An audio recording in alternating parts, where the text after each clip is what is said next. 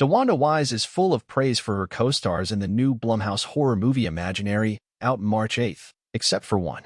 Chauncey was our diva, recalls the Jurassic Park Dominion actress.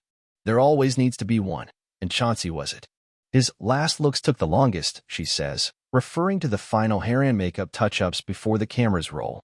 No need to be down on Wise's slamming of her co-star. Chauncey is not a member of the film's human cast, but rather a teddy bear. The imaginary friend Wise's artist character Jessica had as a kid who returns when she is an adult to wreak supernaturally fueled mayhem.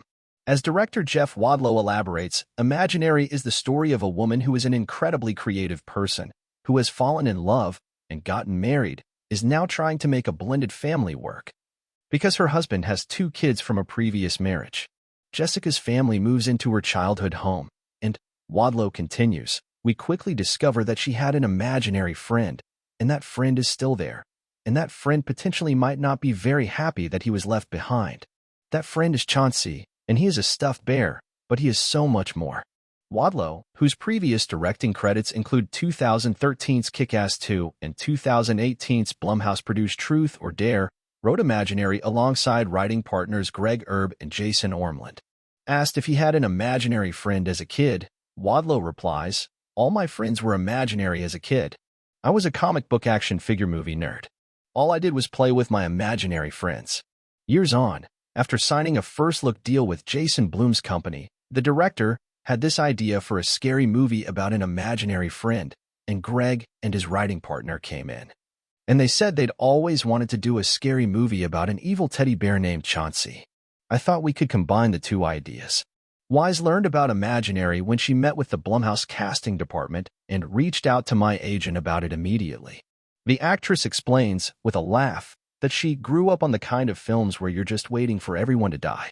I loved the Freddy Krueger movies, and I think part of the reason I gravitated towards this one was because it has that same element of familiarity.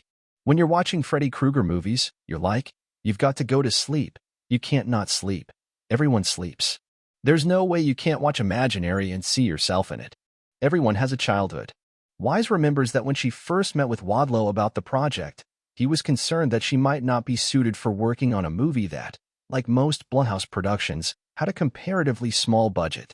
It was really funny because he was like, "Listen, this is not Jurassic World Dominion," says Wise. I was like, "I don't know if you've checked my resume, Jeff, but it's full of indies. Like, I know how to make a movie." The actress not only played the film's lead role but also served as one of the movie's executive producers.